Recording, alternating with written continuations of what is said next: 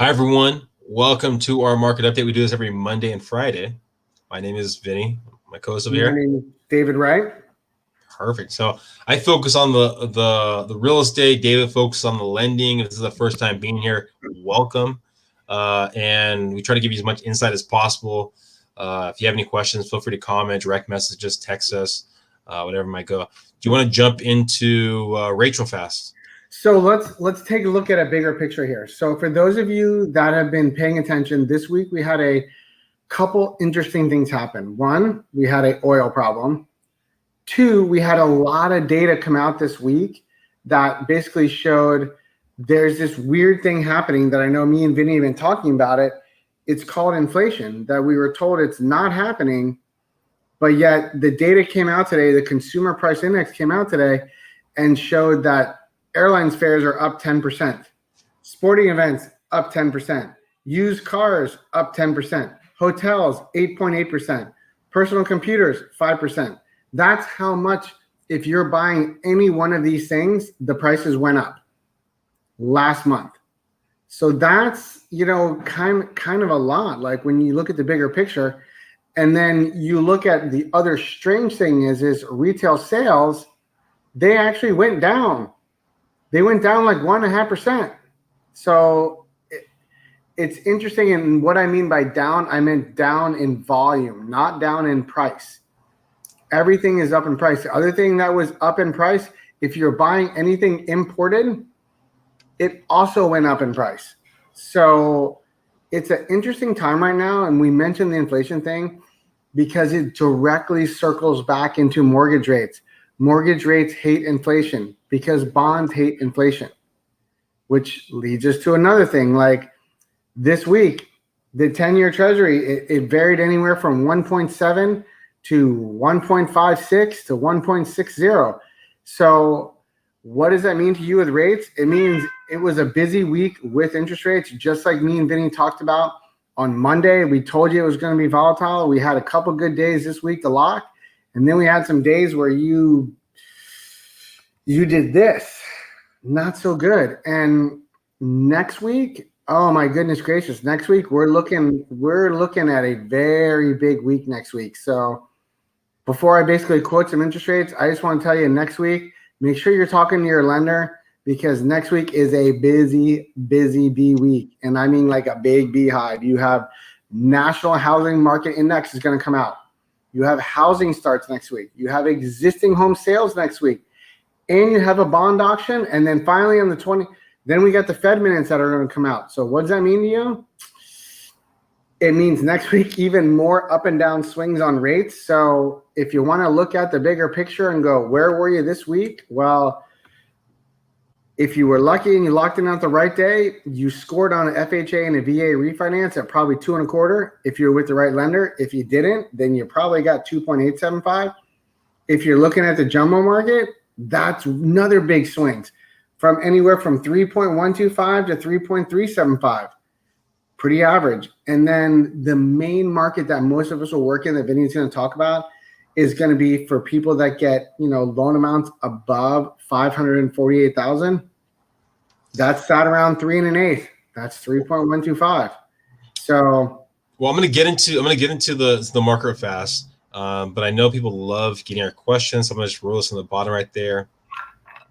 What year did Legoland open up? So that's a question. Feel free to text first one to respond back with the correct answer. Will win. So what do we win? What? What do we win? $50.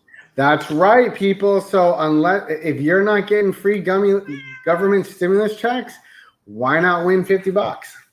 All right. So something interesting that happened is the active property market. We saw we had a dip. It's been a little while, but we had a dip of active properties, probably at 2,000, a little above 2,000. We're up to 2,300, close to 2,400, which is nice. I mean, that's a drastic thing over the last couple of months. Remember, we talked about it before. June is usually our bigger time of the month or the year when we get the most new inventory out there. The interesting thing is the pending properties haven't really jumped up, but we've seen in the active properties, 3 million to 700,000 jump up a little bit. The active properties, 700 and under a little bit. Detached, active under that actually hasn't really changed that much. But you're seeing the market as a whole, right? Kind of a little more inventory here, a little more inventory. Now, detached under 700,000 is still a hot market. We really haven't seen a drastic jump in that. And again, it could be too that we're seeing those properties that maybe were listed at 680 now listed in the high sevens. I'm going to show you to kind of give you a reference point of how things are looking. So this is a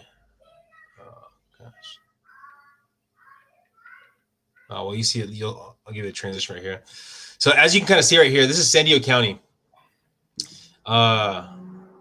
If you look up that little spike across the board, all price ranges detached, we're basically sitting at a median home price of $727,000 when we were sitting beginning of the year at $650,000. Now, mind you, that's across the board, all seller types, all years, condos detached. If we take out basically the townhomes, twin homes, just attached, we're basically sitting at 840.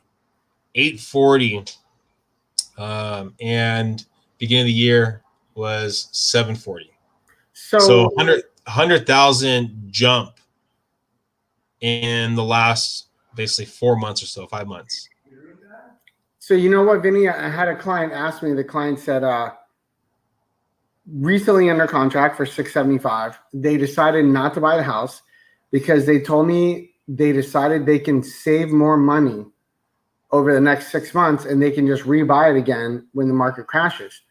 What you just told me, look how much had you bought the home in January, what it's worth then versus now. Look how much money you can save by doing that. And you know, to me and Vinny, no, we don't know when the market's going to crash. And I don't think it's going to crash personally. Like, I think you're going to get a 10, 15% reduction.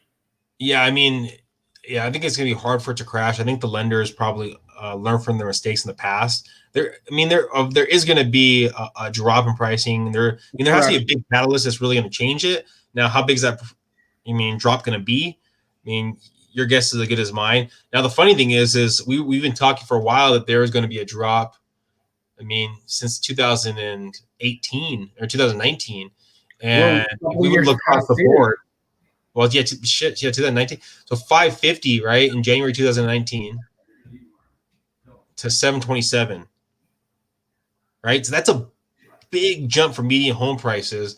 So yes, I mean, we've been seeing that, we're thinking the market's going to correct sooner than later, yet it's taken a while. If you are looking though in that 600, 500 range, you're looking for property. There's some new builds. A new build that I saw more recently was in Valley Center. That could be a good avenue for a lot of people. It's very new community, but Valley Center. If you have any interest, feel free to comment, reach out. I can tell you kind of more about that process. Yeah, there's someone that brought up these numbers are unbelievable. Yeah, it's crazy. It's crazy. Dr. Desire, yeah. Wow. It's crazy how the market has jumped up. Mind you, we're at 2,400 properties in San Diego County now.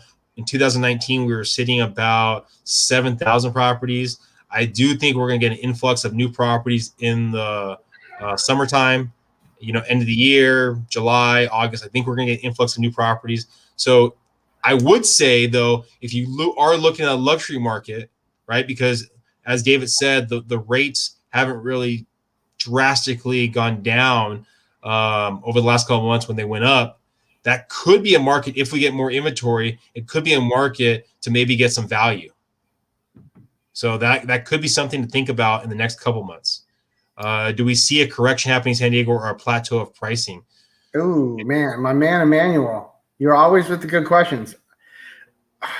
Yeah. I would say we need a lot of inventory. We're going to probably see a correction happening. We'll probably see some kind of plateau. Because you start seeing it a little bit now, nothing drastic, but you start seeing a little bit now that people are overestimating the market a tad bit. Some people, not all, very, very minuscule, right?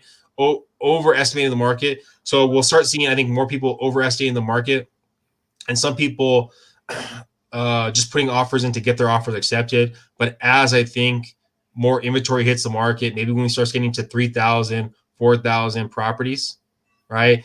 Then we'll start seeing a lag on it. The interesting thing is going to be is what's going to happen with foreclosures. Because if we see lenders that didn't learn their lessons from in the past, then we could see something very different happen. But I don't think there'd be a massive thing unless something, something that we're not aware of happens, right? Because last time it was the .com, things like that. But yeah, the black swan is not there, my friend. The black swan is the black swan pandemic already happened, and lenders trace every dollar. I don't see a foreclosure market coming. I'm sorry. I definitely see, if we get another round of stimulus, I know I've said this a couple of times, if we get another round of stimulus, I think you get inflation kicking, and I think if rates jump up 0.5%, you will watch a lot more inventory come on the market. Yeah, and then the question is who's buying right now? Everyone. I've said it for the last couple of years.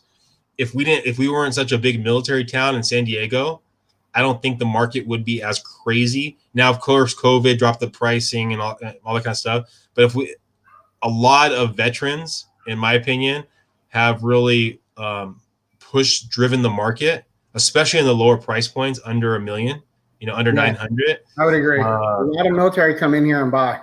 They all use the VA with no money down, and they get in this market, they buy a house, and then they leave in 3 years. Yeah, and so I'd say money, they go somewhere.